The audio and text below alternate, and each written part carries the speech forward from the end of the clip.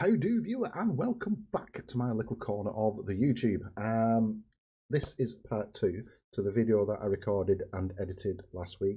As I said last week, when I finished editing after about 7 hours of editing, it was about an hour long. So I said last week that I'll break it up into 3. So this is part 2 of my little trilogy called Flat Earth Lies.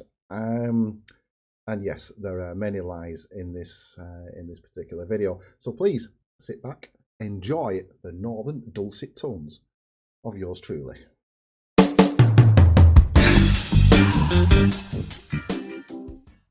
Try to break free for a second from your programmed understanding and consider the possibility that every image of the earth that you thought was real is actually not real at all. I have considered it, and as soon as I learn how to analyse photographs in a really forensic kind of way, then I'll do a video about it and then I'll analyse the photograph. Until now, all I've got is photoforensics.com, so you run photographs through there and it will show you various anomalies if there are any. So I've got to put my trust in the website, but you'll say, oh God, you don't trust anything, you shouldn't trust anything, you shouldn't trust anything. You trust the Bible. But this isn't to say that, you know, if you do trust the Bible, then that's absolutely fine. You know, but there's nothing scientifically accurate in the Bible, is there? You know, you put your faith in a book, and that's entirely up to you. That's your religion. I won't, you know, denigrate you for that or anything. Everybody needs faith. Everybody needs belief. You know, a fair play to you. I'm not slagging you off at all. Fair play. You have your beliefs. I have my beliefs. That's it. I don't care whether you believe in the Bible or not, but the truth is the Bible description of the earth never mentions any motion, rotation, spinning, floating, or orbiting. It also doesn't mention photosynthesis, atoms, DNA. It doesn't mention atmosphere. It mentions the air that we breathe, but doesn't call it atmosphere. There's many things in the Bible, many things that the Bible does not mention. So what? In fact, the description of the earth from the Bible talks about it being set on pillars and foundations. In fact, other than earthquakes, the earth is stable and does not move. Now, if you want proof from the Bible... I'm sorry, I don't mean to slag off the book at all, but there's nothing scientific in that book. There's no such thing as proof in that book. Science does not prove things. It gives us what science does. It gives us the best explanation that we have to the limits of our knowledge at that particular time, and that's all science does. It discourages belief by saying, if you've got a better explanation, come and work with us, let's test it, and let's see if we can do better. Science evolves. Science betters itself. It doesn't go backwards, it goes forwards. Always. Let's go over the scriptures. Let's use the King James Version and the New American Standard. God himself that formed the earth and made it has established it. Yeah, it doesn't say it's flat. The Lord by wisdom found the earth. Yet again, it doesn't say it's flat. It doesn't say it's stationary. What else have you got? Laid the foundations of the earth. Maybe. Still no mention of flat. Still no mention of stationary. Come on. The world is firmly established. It will not be moved. Still no mention of the shape of the earth or whether it's stationary or not. Well, it will not be moved. Yeah, okay, you could say that. But, you see that picture? This picture here that I put up? And the one behind with the Chinese writing on that means good fortune? They will not be moved. He established the earth upon its foundations. You mean he got some ore as a foundation? Foundations don't have to be pillars. You know, you can just have a ball, that's a decent foundation, then you can build upon that. So you can count that in a ball, that molten iron core, as a foundation. You can count that as a foundation, couldn't you? Because you're building upon it. And it's, you know, and it's solid, so it goes out and out and out. So you can, you know, you can count that as foundations, couldn't you? And there are 14 more scriptures that I won't even take time right now to read. Well, if you can't even take time to read them out, I'm not going to take time in researching them. But I guarantee not one of them, not a single one of them, will say The Earth is flat. Not a single one. Because if it did, you'd have read it out by now. Just to limit the length of this video, but here's the list.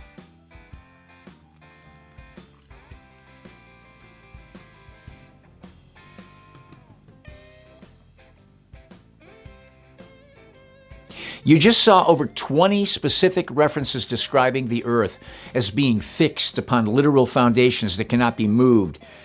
Fixed, not flat.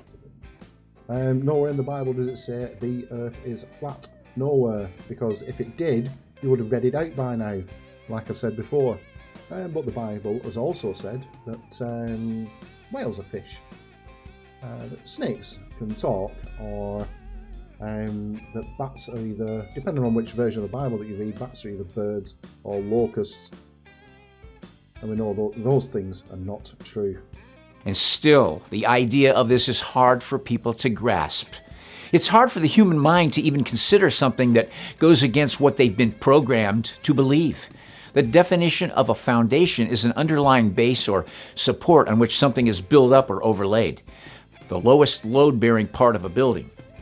The definition of a pillar is a firm, upright support for a superstructure, a tall, vertical structure of stone, wood, or metal used to support a building. Do you realize that everything we build on Earth has to have a foundation, with the exception of cars, because they have wheels? But you could say that wheels are the foundation, couldn't you? Just because they move, it doesn't mean anything, does it? You could say that wheels are the foundation of a car, because you just described as foundation as being something that's built upon. So, you build, obviously you build cars differently, but, back then, you used to have the axles, you used to put the chassis on the bottom and then build upon the car. So, wheels could be a foundation. Aeroplanes, they don't have foundations, but then the wings could count as foundations, couldn't they? Because you build upon the wings. So many different things. The Bible isn't always right. Virtually everything else has to have a foundation. Everything we build requires this substructure to keep it from settling and shifting. If God made a globe-shaped Earth that rotates and spins faster than the speed of a bullet, He would have said something in regards to that and not the opposite. But God didn't write the Bible. We have only somebody else's word that God spoke to them and they wrote it down in the Bible. We've only got their word for that. So,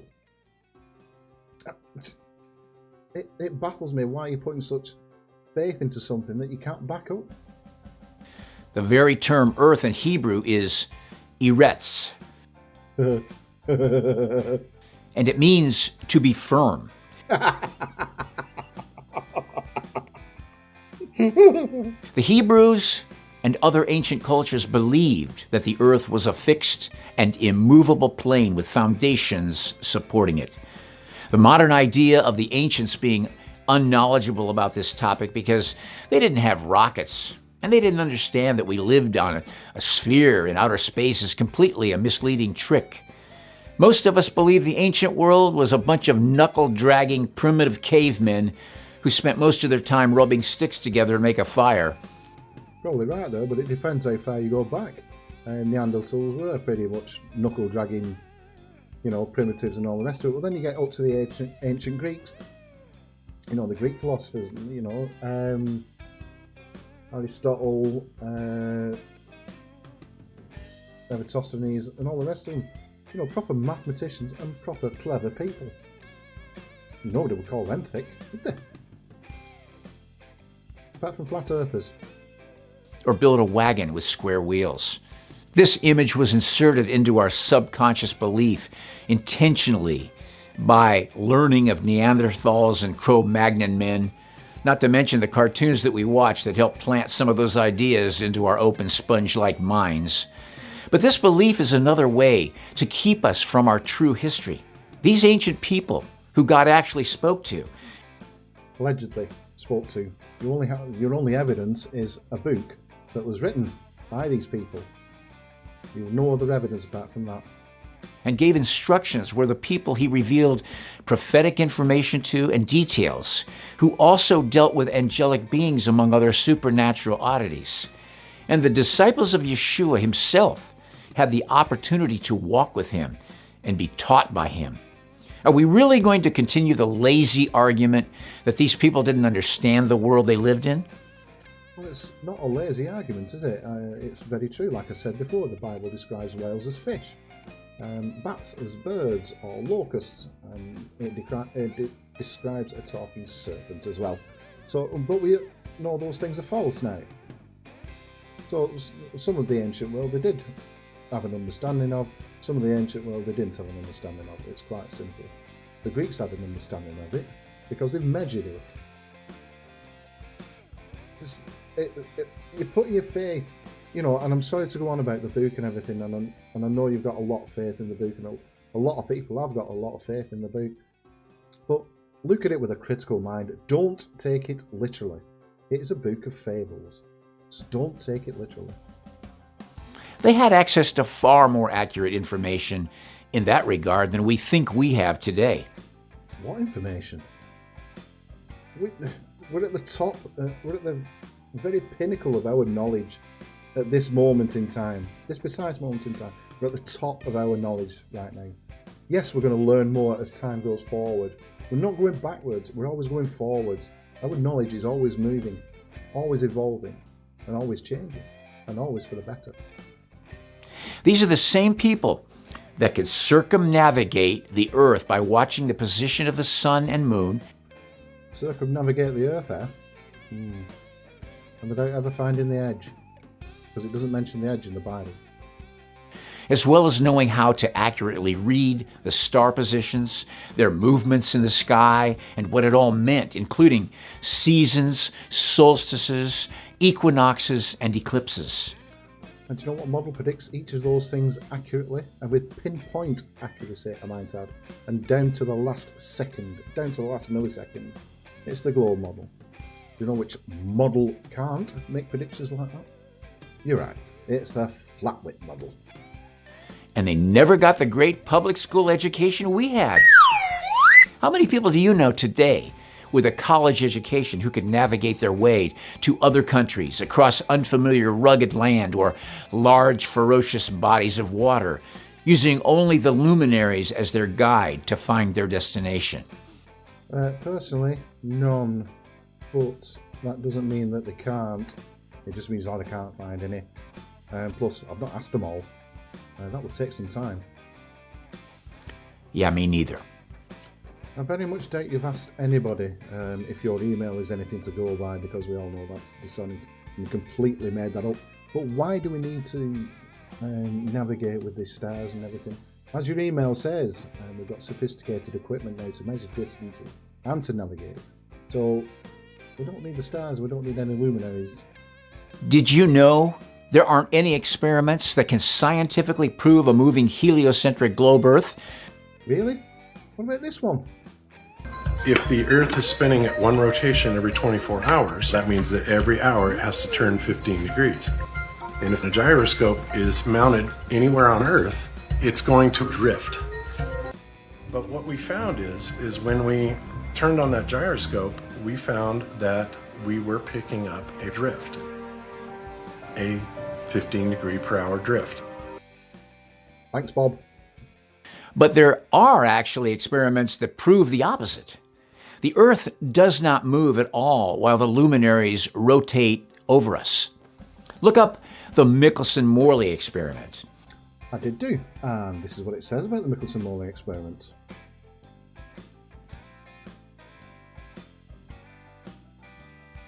The Sagnac experiment. I looked at that as well, and I'm also reading it here. And what's it say? The Sagnac effect, not experiment, also called Sagnac interference. Sagnac interference, named after French physicist Georges Sagnac, is a phenomenon encountered in interferometry that is elicited by rotation. Elicited by rotation. And the experiment known as Airy's failure. Yes, named after George Airy, and it's called Airy's failure because he failed to detect an ether, as mentioned in this little snippet here. He failed to detect an ether, and that's it basically. Flat earthers think he failed to detect any motion, but no, he failed to detect the ether. These experiments failed at proving a moving Earth that doesn't support the narrative they want us to believe, and that's why they've kept them from all science and history books.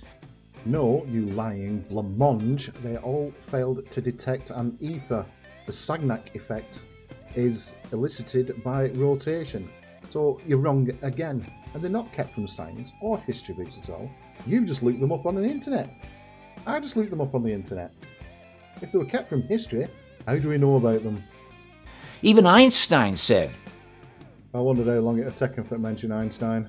Jesus Christ. I have come to believe that the motion of the Earth cannot be detected by any optical experiment. You dishonest, cherry-picking. We are so sorry to interrupt your programming, but due to technical difficulties, we're going to be taking a short break. No, I'm calm, I'm alright. Here is the quote in full. Despite the fact that there is no movement of the Earth recorded or documented through any repeatable scientific experiment, a 15 degree per hour drift. The heliocentric globe model is a theory. A scientific theory, which is like the top echelon, if you will, of science. Scientific theory and theories are two totally different things. A scientific theory, I can't remember the exact description of it, but you know, it can be taken as fact. That is taught in every school, as if it were fact. Because it is fact. We learned this global concept as a young child before our brain could ever rationalize this hallucination of a theory. Think about when you learned about the globe, and if you were even old enough to remember it. Maybe you started when you were in a crib with a planetary mobile. Just like everything else we were taught when we were children, the Easter Bunny coming to bring us a basket full of grass and bad candy. Easter Bunny, not backed up by any evidence whatsoever. Later in the year, a hairy, obese man wearing furry pajamas who flies a gaudy sleigh pulled with reindeer that didn't have wings, but comes to visit your house by breaking and entering through a small chimney. Again, just a fairy tale, no evidence, don't need evidence for fairy tales. But they're based in some facts, like Father Christmases, like St. Nicholas and all the rest of it, like the Easter Bunny with the Bible and stuff like that. You know, based in a little tiny bit of truth. And nothing else, basically. Just a fairy tale. That's all we are.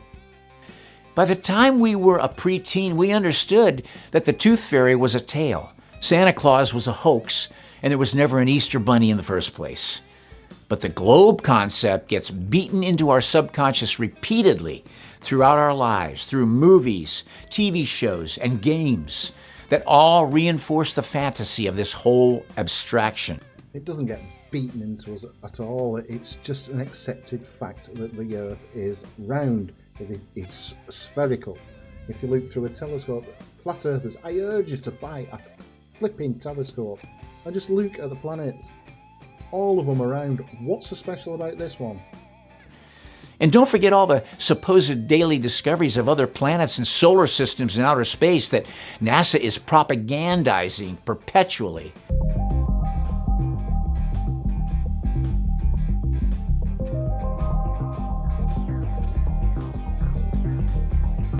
No. That's not true at all.